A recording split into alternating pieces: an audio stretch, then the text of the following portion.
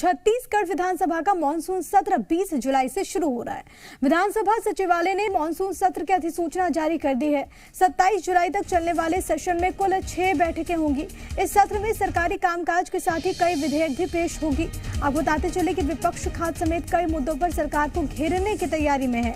2021 में मानसून सत्र 26 से 30 जुलाई तक चला था। इसमें 5 दिन काम हुआ था। इस बार जो जानकारी है वो एक कुल 6 बैठकें प्रस्तावित है। जाहिर तौर पर ऐसे में कोशिश होगी सत्ता पक्ष की कि ज्यादा से ज्यादा जो विधायी कार्य हैं वो यहाँ पर संपन्न कराए जाए, जो महत्वपूर्ण विधेयक हैं उनको यहाँ पर पास कराए जाएं। 27 जुलाई तक चलने वाले सेशन में कुल 6 बैठकें होने वाली हैं। हालांकि देखना बहुत ज्यादा महत्वपूर्ण होगा कि किस तरीके से तस्वीरें सामने आती हैं, लेकिन फिलहाल के लिए बड़ी जानकारी आपको दे रहे हैं कि अधिसूचना जारी हो चुकी है। 20 जुलाई से सत्र की शुरुआत होगी। विधानसभा सचिवालय ने इस बाबत अधिसूचना जारी की है। 27 जुलाई तक यह सेशन चलेगा। कुल 6 बैठकें इस दरमियान होने वाली हैं। सरकारी कामकाज के साथ ही कई विधेयक भी सरकार की ओर से पेश किए जाएंगे। और तमाम जानकारी के साथ रायपुर से मेरे सहयोगी रुपेश इस वक्त मौजूद हैं। रुपेश, जानकारी सामने आ चुकी है, अधिसूचना जारी हो चुकी है। 6 दिन का इस बार सत्र होगा मानसून का। देखिए, जो जानकारी आ रही है उसके मुताबिक 20 से 27 जुलाई तक की बैठकें होंगी। इसमें 6 सत्र होंगे, 6 दिन के काम होंगे। और जो जानकारी मिल रही है उसके मुताबिक एक अनुपूरक बजट भी इसमें पेश किया जाएगा। इसके अलावा कई और जो कानून है उस कानून को भी लाया जाएगा, उसमें संशोधन के प्रस्ताव भी लाए जाएंगे। इसके अलावा तमाम जो क्वेश्चन आर है वो भी चलेगा, तमाम जो कार्रवाइयां होती हैं वो चलेंगी। लेकिन इसमें एक बात है कि बीच में 2 दिन का समय सैटरडे और संडे होगा, जिसमें तो कुल इस तरह से विधानसभा के जो मॉनसून सत्र है उसको डिजाइन किया गया है। अब ये इसकी अधिसूचना अब जारी हो गई है तो अब तैयारियों का सिलसिला शुरू हो जाएगा, क्वेश्चंस लिए जाएंगे और इसके बाद फिर 20 जुलाई से 6 दिन का ये सत्र चलेगा। बिल्कुल, 6 दिन का ये सत्र चलेगा। लेकिन सबसे महत्वपूर्ण रुपेश ये हो जाता है कि बहुत ऐसे मुद्दे हैं जिसको लेकर हमने देखा कि विपक्ष ने किस तरीके से आवाज बुलंद की, और अब जब मानसून सत्र की शुरुआत हो रही है तो क्या इन मुद्दों की गूंज भी हमें सदन के भीतर सुनाई देगी रुपेश? देखिए, बहुत सारे ऐसे मुद्दे हैं जिसको लेकर के सरकार को घेरा जाएगा। सरकार को लगातार घेरने की कोशिश की जा रही है और ये तमाम मुद्दे ऐसे मुद्दे होंगे जिस पर विपक्ष लगातार घेरता आया है। चूंकि अब 1.5 साल है, 1 साल से भी 1.5 साल से भी थोड़ा कम वक्त रह गया है, तो इस समय सरकार जो विपक्ष में भारतीय जनता पार्टी है उसकी पूरी कोशिश होगी कि किस तरह से पूरी ताकत के साथ सरकार को घेरने की कवायद की जाए। और इसमें एक महत्वपूर्ण दिवस है जिस दिन राष्ट्रपति का इलेक्शन भी होना है, तो उसके लिए भी वोटिंग डाली जाएगी और उसको लेकर के Bharatiya Janata party, Janata Dal, JCC, Jogi Congress party और बीएसपी ने साफ कर दिया है कि वो बीजेपी के साथ हैं। तो कुल मिलाकर के बड़ा दिलचस्प होगा, क्योंकि कांग्रेस में बड़ी संख्या में आदिवासी विधायक चुन करके आए हैं, तो उन पर सबकी नजर होगी कि वो किस तरफ जाते हैं।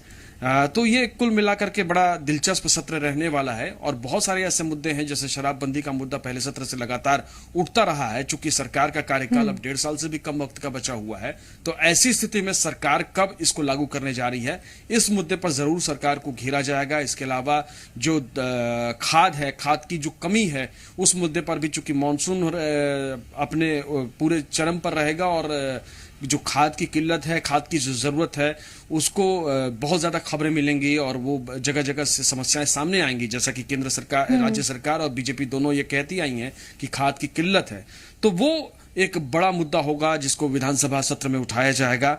इसके अलावा भी बहुत सारे ऐसे मुद्दे हैं जिन मुद्दों पर विपक्ष रणनीति बनाएगा। विपक्ष की बैठक होगी, किन मुद्दों पर सरकार को घेरना है। जो पिछला सत्र रहा है विपक्ष की ओर से काफी हंगामेदार, काफी आक्रामक रहा है, लेकिन इससे बचने के लिए इस बार कांग्रेस पार्टी क्या कुछ करती है ये बिल्कुल वो देखना बहुत ज्यादा दिलचस्प होगा कि इसको लेकर सत्ता पक्ष की ओर से क्या तैयारियां होती है। खासतौर पर जो सवाल होते हैं विपक्ष की ओर से उस पर किस तरीके से जवाब दिए जाते हैं, कौन कौन से मुद्दे जो विपक्ष उठाता है उस पर सत्ता पक्ष की क्या तैयारियां होती हैं।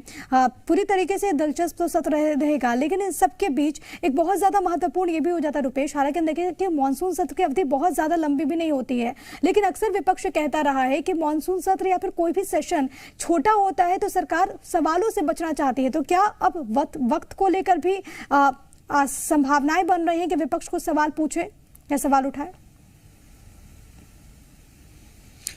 देखिए, यहाँ की सरकार हो या केंद्र की सरकार, जब सत्ता का पक्ष होता है तो उस समय जो दलीलें दी जाती हैं विपक्ष में आने के बाद वो दलीलें बदल जाती हैं और ये पिछले कई सेशन से हमने देखा कि भारतीय जनता पार्टी लगातार सरकार को घेरती आई है कि सरकार जो है सेशन को छोटा रख रही है, चर्चा नहीं करना चाहती। जबकि कांग्रेस का ये कहना है कि सेशन को बढ़ा रखा जाता है। तो जब शुरुआत में सरकार आई थी तो उसने सेशन को बड़े किए थे, तो उस समय विपक्ष जो है बार बार वॉकआउट करके चर्चा से बचने की कोशिश करती रही है। तो ये आरोप तब लगते थे जब कांग्रेस विपक्ष में थी और भारतीय जनता पार्टी की सरकार थी, तब भी सेशंस इसी तरह से होते थे। 4 दिन 5 दिन के बाकी सेशंस होते थे, केवल 1 महीने का बजट सत्र होता था।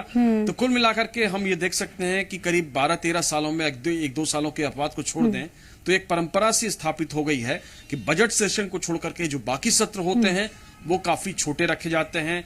6 दिन 7 दिन अगर रख लिया जाए तो बहुत है, और इससे ज्यादा जो हालांकि ठीक है, अब देखना होगा रुपेश कि इसको लेकर विपक्ष का स्टैंड क्या होता है, विपक्ष की ओर से क्या प्रतिक्रिया सामने आती है।